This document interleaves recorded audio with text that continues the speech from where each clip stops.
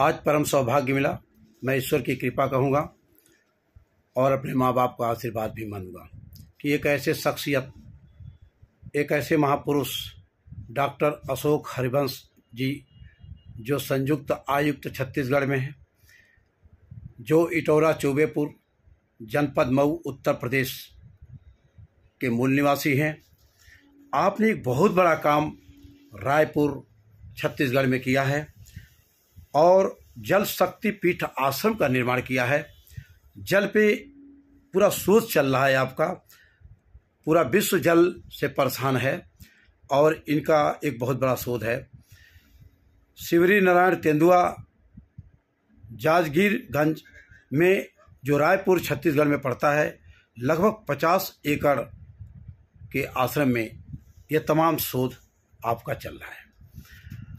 मैं डॉक्टर साहब, आप जगह जगह पूरे देश में लोगों को जागृति पैदा करते हैं, एक समाज का अच्छे निर्माण में लगे हुए हैं, अच्छे समाज के निर्माण में सतत प्रयास है।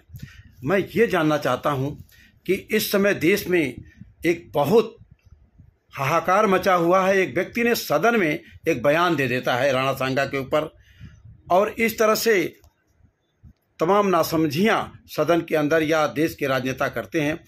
कहना क्या चाहते हैं इन मेवाड़ के सपूतों के बारे में?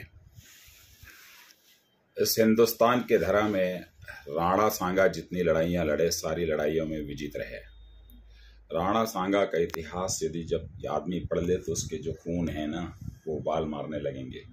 और उन्हीं के पीढ़ी से जब महाराणा प्रताप का अवतरण इस धरा पर होता है, अकबर जिस समय यहाँ का शासक हुआ करता था, जो कि आतंकवादी था रावण की तरह, और उसी अकबर के समय में उसके राजपाट को लेकर के लोगों ने लिखा कि अकबर राजा महान है। एक और हम कहते हैं कि महाराणा प्रताप महान है, एक और कहते हैं अकबर महान है। एक ही वक्त पर दो लोग महान कैसे हो सकते हैं, यह प्रश्न आता है। महान तो एक ही होगा। यह तय है कि महाराणा प्रताप इतने महान थे कि अकबर उसके आगे कहीं भी नहीं ठहरता है। महाराणा प्रताप के इतिहास को समझने और बूझने के लिए आदमी को थोड़ा समय निकालना पड़ेगा।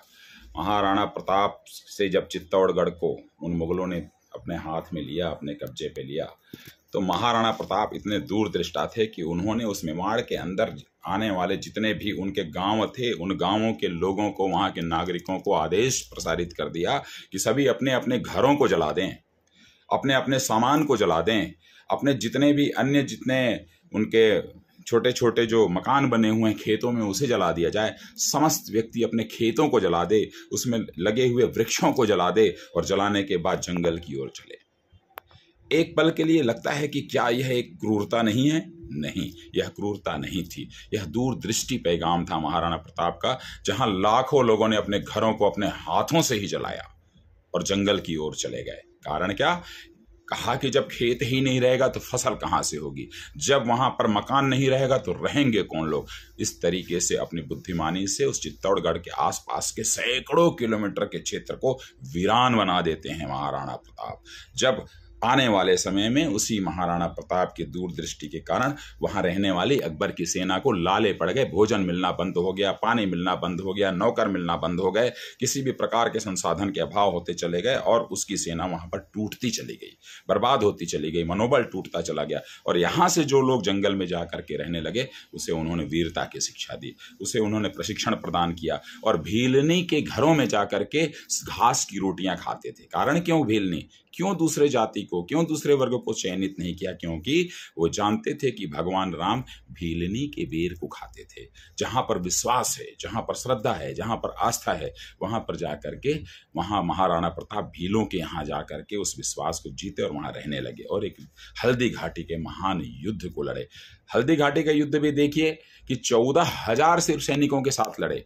भगवान राम अकेले 14,000 खरदूषण से लड़के अंत किया और 14,000 सैनिकों ने लाखों अकबर की सेना का अंत किया। 14 का फिगर कितना कनेक्ट हो रहा है देखिए। और यह सभी हिंदुस्तानियों को मालूम होना चाहिए कि महाराणा प्रताप के रक्त में लव वंश घूम रहा था।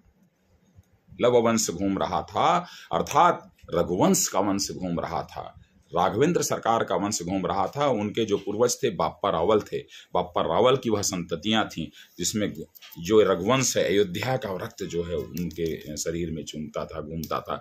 इसलिए वो इतनी बड़ी लड़ाई को लड़ पाने में सफल हुए और महाराणा प्रताप बने। महाराणा प्रताप ने तमाम ऐसे काम किए संघर्ष के, समाज के विकास के लिए, लोगों के विकास के लिए, उन अकबर को उस आईना दिखाने के लिए कि जो कोई नहीं कर सकता था। जब यहाँ मीना बाजार लगाता था अकबर, हिंदू स्त्रियों को अपने घर बुलाने के लिए पसंद करता था और उनसे व्यभिचार करने की कोशिश करता था। वह मेवाड़ राजवंश है, इतिहास पढ़ ले लोग, एक भी महिला को उस मीना बाजार में नहीं भेजा।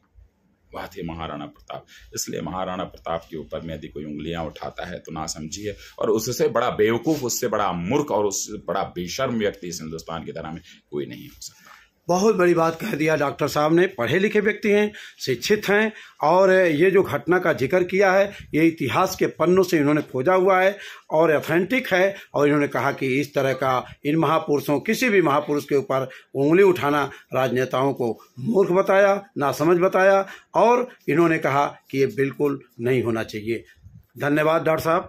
और मैं नरेंद्र सिंह, जनपद मऊ से मेरा सौभाग्य मिला। मैं कोट कोट नमन करता हूँ आपके ऐसे यशस्वी